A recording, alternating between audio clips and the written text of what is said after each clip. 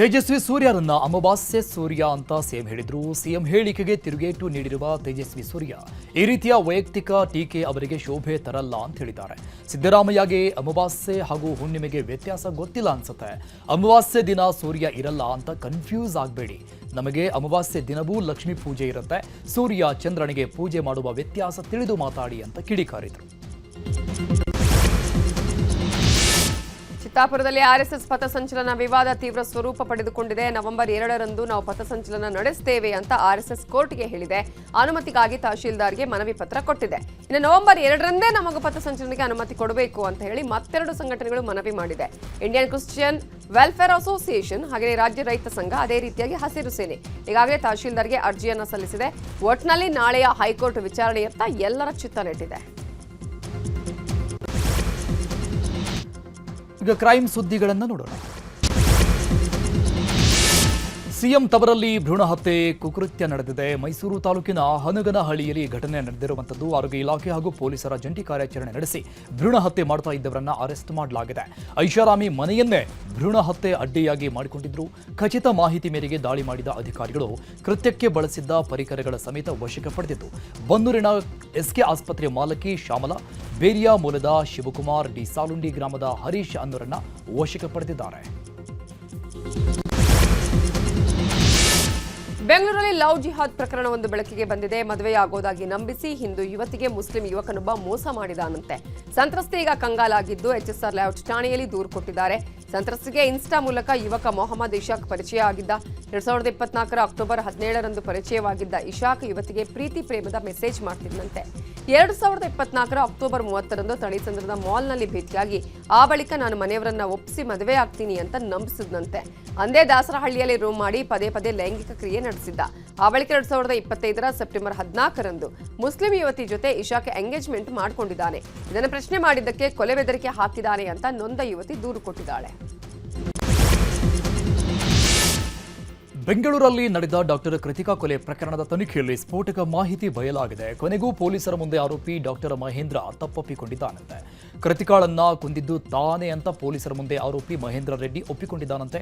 ಕೃತಿಕಾ ಆರೋಗ್ಯ ಸಮಸ್ಯೆಯಿಂದ ಬೇಸತ್ತ ಪತಿ ಮಹೇಂದ್ರ ಈ ಕೃತ್ಯವೆಸಗಿದ್ದಾನಂತೆ. ಡಿವೋರ್ಸ್ ನೀಡಿದ್ರೆ ತನಗೆ ಏನೂ ಸಿಗಲ್ಲ, ಹೀಗಾಗಿ ಆಕೆಯ ಹೆಲ್ತ್ ಇಶ್ಯೂ ಮುಂದಿಟ್ಟುಕೊಂಡು ನ್ಯಾಚುರಲ್ ಡೆತ್ ಅನ್ನುವಂತೆ ಬಿಂಬಿಸುವಂತೆ ಪ್ಲಾನ್ ಮಾಡಿ ಕೊಲೆ ಮಾಡಿದ್ದಂತೆ. ಇನ್ನು ಆರೋಪಿ ಮಹೇಂದ್ರಗೆ 14 ದಿನಗಳ ಕಾಲ ನ್ಯಾಯಾಂಗ ಬಂಧನ ವಿಧಿಸಲಾಗಿದೆ. ಈಗ ರಾಜ್ಯದ ವಿದ್ಯಮಾನಗಳನ್ನು ನೋಡೋಣ. ರಾಜ್ಯದ ಎಸ್ಸಿ ಎಸ್ಟಿ ಹಾಸ್ಟೆಲ್ಗಳಲ್ಲಿ ಹಾಸಿಗೆ, ದಿಂಬು ಕೊರತೆ ಹಾಗೂ ಮೂಲಸೌಕರ್ಯ ಕೊರತೆ ಬಗ್ಗೆ ನ್ಯೂಸ್ 18 ಅಭಿಯಾನ ಮಾಡ್ತಾ ಇದೆ. ಈ ಕುರಿತು ಸಮಾಜ ಕಲ್ಯಾಣ ಇಲಾಖೆ ಸಚಿವ ಎಚ್ ಸಿ ಮಹದೇವಪ್ಪ ಪ್ರತಿಕ್ರಿಯಿಸಿದ್ದಾರೆ. ನ್ಯೂಸ್ 18 ಅಭಿಯಾನ ಮಾಡ್ತಿರೋದಕ್ಕೆ ಸಂತೋಷ. ವಸ್ತುಸ್ಥಿತಿಯ ವರದಿ ಕೊಟ್ಟರೆ ಅದರ ಪ್ರಕಾರವೇ ಕ್ರಮ ಕೈಗೊಳ್ತೇವೆ. ಹೊಸದಾಗಿ 40ರಿಂದ 50 ಹಾಸ್ಟೆಲ್ ಆರಂಭ ಮಾಡಿದ್ದೇವೆ. ಸ್ವಂತ ಕಟ್ಟಡದಲ್ಲಿ ಹಾಸ್ಟೆಲ್ ಇರಬೇಕು ಅನ್ನುವ ನಿರ್ಣಯ ಮಾಡಿದ್ದೇವೆ. ಹಾಸಿಗೆ, ದಿಂಬಿನ ಕೊರತೆ 8 ಕಡೆ ಇದೆ. ವ್ಯವಸ್ಥೆ ಸರಿಪಡಿಸಲು ಜಿಲ್ಲಾಧಿಕಾರಿಗಳಿಗೆ ಸೂಚಿಸಿದ್ದೇನೆ ಅಂತ ಹೇಳಿದ್ದಾರೆ. ಉಪಮುಖ್ಯಮಂತ್ರಿ ಡಿಕೆ ಶಿವಕುಮಾರ್ ಮತ್ತೆ ಬೆಂಗಳೂರು ನಗರದಲ್ಲಿ ರೌಂಡ್ಸ್ ಆರಂಭಿಸಿದ್ದಾರೆ. ಜಿಬಿಎ ವ್ಯಾಪ್ತಿಗೆ ಪ್ರದೇಶಗಳನ್ನು ಸೇರಿಸುವ ಸಂಬಂಧ ಬೆಂಗಳೂರು ದಕ್ಷಿಣದ ಹಲವು ಪ್ರದೇಶಕ್ಕೆ ಭೇಟಿ ನೀಡುತ್ತಿದ್ದಾರೆ. ಮೊದಲಿಗೆ ಬನ್ನೇರುಘಟ್ಟ ರಸ್ತೆಯ ಕೋಳಿ ಫಾರ್ಮ್ ಗೇಟ್ ಭೇಟಿ ನೀಡಿದರು. ಈ ವೇಳೆ ಆನೇಕಲ್ ಶಾಸಕ ಬಿ ಶಿವಣ್ಣ ಹಾರ, ಶಾಲು ಹೊದಿಸಿ ಸನ್ಮಾನ ಮಾಡಿದರು.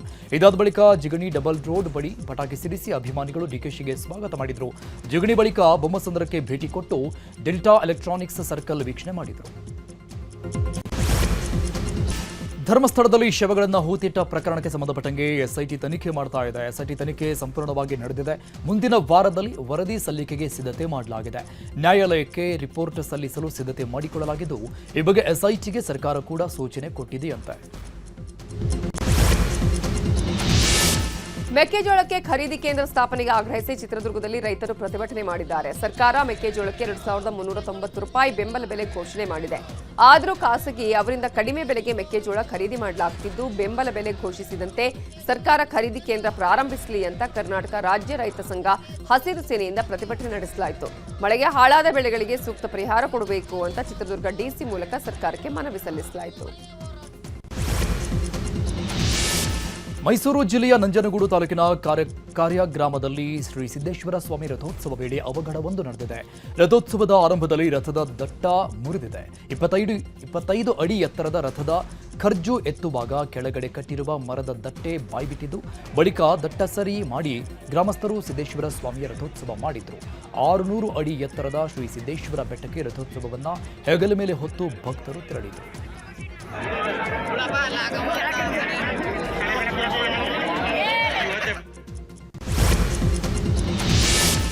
ವರ್ಷಕ್ಕೊಮ್ಮೆ ನಡೆಯುವ ಹಾಸನಾಂಬ ಉತ್ಸವಕ್ಕೆ ವಿದ್ಯುಕ್ತವಾಗಿ ತೆರೆ ಬಿದ್ದಿದೆ. ಈ ಬಾರಿ ಒಟ್ಟು 15 ದಿನಗಳ ಕಾಲ ತೆರೆದಿದ್ದ ದೇಗುಲ ಇವತ್ತು ಅಧಿಕೃತವಾಗಿ ಮುಚ್ಚಲಾಯಿತು. ಮಧ್ಯಾಹ್ನ 1 ಗಂಟೆ 6 ನಿಮಿಷಕ್ಕೆ ಶಾಸ್ತ್ರೋಕ್ತವಾಗಿ ದೇಗುಲವನ್ನು ಬಂದ್ ಮಾಡಲಾಗಿದೆ. ಇನ್ನು ಜಿಲ್ಲಾ ಉಸ್ತುವಾರಿ ಸಚಿವ ಕೃಷ್ಣ ಬೈರೇಗೌಡ, ಶಾಸಕ ಶಿವಲಿಂಗೇಗೌಡ, ಸ್ವರೂಪ್ ಪ್ರಕಾಶ್, ಸಿಮೆಂಟ್ ಮಂಜು ಸೇರಿದಂತೆ ಅನೇಕರು ಈ ಸಂದರ್ಭದಲ್ಲಿ ಭಾಗಿಯಾಗಿದ್ದರು.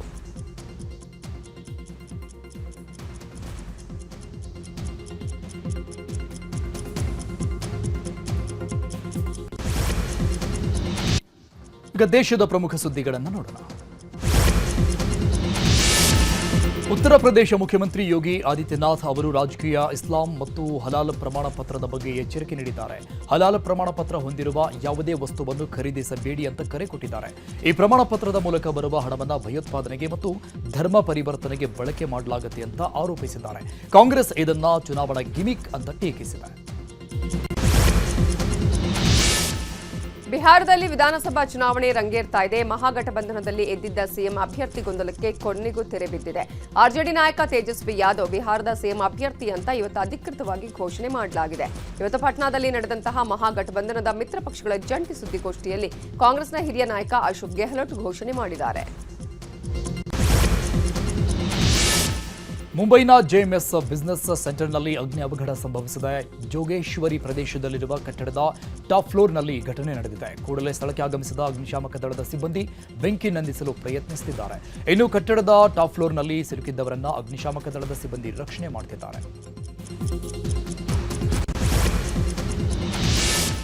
ದೆಹಲಿಯಲ್ಲಿ ಬಿಹಾರದ ಸಿಗ್ಮಾ ಗ್ಯಾಂಗ್ನ 4 ಮೋಸ್ಟ್ ವಾಂಟೆಡ್ ಕ್ರಿಮಿನಲ್ಗಳನ್ನು ಎನ್ಕೌಂಟರ್ನಲ್ಲಿ ಹತ್ಯೆ ಮಾಡಲಾಗಿದೆ. ದೆಹಲಿಯ ಕ್ರೈಮ್ ಬ್ರಾಂಚ್ ಪೊಲೀಸರು ಮತ್ತು ಬಿಹಾರ ಪೊಲೀಸರು ಜಂಟಿಯಾಗಿ ಈ ಕಾರ್ಯಾಚರಣೆ ನಡೆಸಿದ್ದಾರೆ. ರಂಜನ್ ಪಾಠಕ್, ಬಿಮ್ಲೇಶ್ ಮಹತೋ, ಮನೀಶ್ ಪಾಠಕ್ ಮತ್ತು ಅಮಾನ್ ಠಾಕೂರ್ ಅನ್ನುವ 4 ಹತ್ಯೆಗೀಡಾಗಿದ್ದಾರೆ. ಬಿಹಾರದಲ್ಲಿ ಕೊಲೆ, ಕ್ರಿಮಿನಲ್ ಪಿತೂರಿ ಸೇರಿದಂತೆ ಹಲವು ಕ್ರಿಮಿನಲ್ ಪ್ರಕರಣಗಳಲ್ಲಿ ಈ ಆರೋಪಿಗಳು ಭಾಗಿಯಾಗಿದ್ದರು.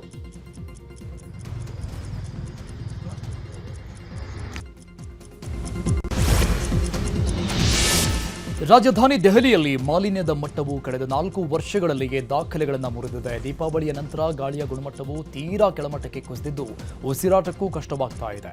ವಾಯು ಮಾಲಿನ್ಯ ಮಟ್ಟವನ್ನು ಕಡಿಮೆ ಮಾಡಲು ದೆಹಲಿ ಸರ್ಕಾರ ಈಗ ಕೃತಕ ಮಳೆಯನ್ನು ಸುರಿಸಲು ಸಿದ್ಧತೆ ಮಾಡಿಕೊಳ್ತಾ ಇದೆ. ಮೋಡ ಬಿತ್ತನೆ ಮಾಡಿ ಕೃತಕ ಮಳೆ ಸುರಿಸಲು ಯೋಜನೆ ರೂಪಿಸಲಾಗಿದೆ.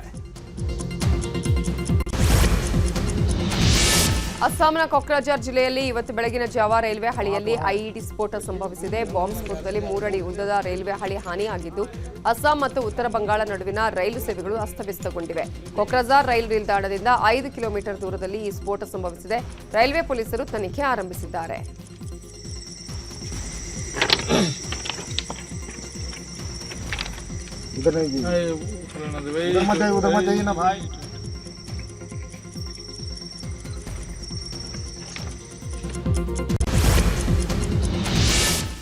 ಚಳಿಗಾಲ ಆರಂಭ ಹಿನ್ನೆಲೆ ರುದ್ರಪ್ರಯಾಗದ ಕೇದಾರನಾಥ ದೇಗುಲದ ಬಾಗಿಲುಗಳನ್ನು ಮುಚ್ಚಲಾಗಿದೆ. ಇಂದು ಬೆಳಗ್ಗೆ 8:30ಕ್ಕೆ ವಿಶೇಷ ಪೂಜೆ ಸಲ್ಲಿಸಿ ಶಾಸ್ತ್ರೋಕ್ತವಾಗಿ ಕೇದಾರನಾಥ ದೇವಾಲಯದ ಬಾಗಿಲುಗಳನ್ನು ಮುಚ್ಚಲಾಯಿತು.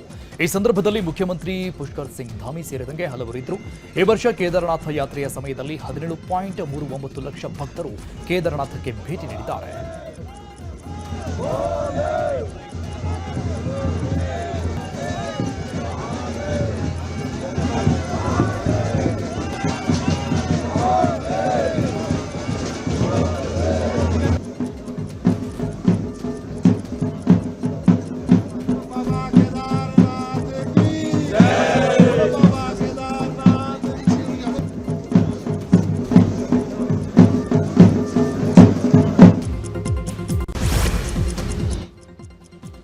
ಅಂತಾರಾಷ್ಟ್ರೀಯ ಮಟ್ಟದಲ್ಲಿ ಏನಾಗ್ತಾ ಇದೆ ಅನ್ನೋದನ್ನು ನೋಡೋಣ ವಿದೇಶ ಸುದ್ದಿಯಲ್ಲಿ. ಯುಕ್ರೇನ್ ಯುದ್ಧದ ವಿಚಾರದಲ್ಲಿ ರಷ್ಯಾ ಅಧ್ಯಕ್ಷ ವ್ಲಾದಿಮಿರ್ ಪುಟಿನ್ ಬಗ್ಗೆ ಅಮೆರಿಕ ತೀವ್ರ ಅಸಮಾಧಾನ ವ್ಯಕ್ತಪಡಿಸಿತ್ತು. ಇದರ ಬೆನ್ನಲ್ಲೇ ರಷ್ಯಾದ 2 ಅತಿದೊಡ್ಡ ತೈಲ ಕಂಪನಿಗಳ ಮೇಲೆ ಅಧ್ಯಕ್ಷ ಡೊನಾಲ್ಡ್ ಟ್ರಂಪ್ ಕಠಿಣ ನಿರ್ಬಂಧಗಳನ್ನು ವಿಧಿಸಿದ್ದಾರೆ. ಯುದ್ಧಕ್ಕೆ ಹಣಕಾಸು ಒದಗಿಸುತ್ತಾ ಇರುವ ರಷ್ಯಾದ 2 ಅತಿದೊಡ್ಡ ತೈಲ ಕಂಪನಿಗಳಾದ ರಾಸ್ನೆಫ್ಟ್ ಹಾಗೆಯೇ ಲುಕಾಯಿಲ್ ಮೇಲೆ ನಿರ್ಬಂಧ ಹೇರಲಾಗಿದೆ ಅಂತ ಅಮೆರಿಕ ತಿಳಿಸಿದೆ.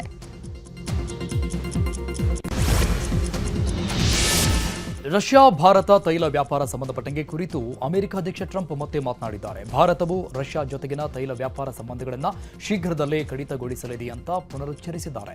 ಈಗ ಹಂತ ಹಂತವಾಗಿ ರಷ್ಯಾದಿಂದ ತೈಲ ಖರೀದಿಯನ್ನು ಭಾರತ ಕಡಿಮೆ ಮಾಡ್ತಾ ಇದೆ ಅಂತಲೂ ಹೇಳಿದ್ದಾರೆ. ಗಾಜಾ ಯುದ್ಧ ಭೂಮಿಯಲ್ಲಿ ಒಂದು ಮನಕಲಕುವ ಘಟನೆ ನಡೆದಿದೆ. ಇಸ್ರೇಲ್ ಹಮಾಸ್ ಸಂಘರ್ಷದ ಸಮಯದಲ್ಲಿ ತನ್ನ ಕುಟುಂಬಕ್ಕೆ ಸಹಾಯ ಮಾಡಿದ ಸಂಸ್ಥೆಯ ಹೆಸರನ್ನೇ ಮಗುವಿಗೆ ಇಲ್ಲೊಬ್ಬ ದಂಪತಿ ನಾಮಕರಣ ಮಾಡಿದ್ದಾರೆ. ಪ್ಯಾಲೆಸ್ಟೈನ್ನ ಹಮ್ದಾನ್ ಹದಾದ್ ಅನ್ನುವರ ಪತ್ನಿ ಗರ್ಭಾವಸ್ಥೆಯಲ್ಲಿದ್ದಾಗ ಸಿಂಗಾಪುರ್ ಮೂಲದ ದತ್ತಿ ಸಂಸ್ಥೆ ಸಹಾಯ ಮಾಡಿತ್ತು. ಸಹಾಯಕ್ಕೆ ಕೃತಜ್ಞತೆ ಸಲ್ಲಿಸೋದಕ್ಕೆ ತಮ್ಮ ಮಗುವಿಗೆ ಸಿಂಗಾಪುರ್ ಅಂತ ಹೆಸರಿಟ್ಟಿದ್ದಾರೆ.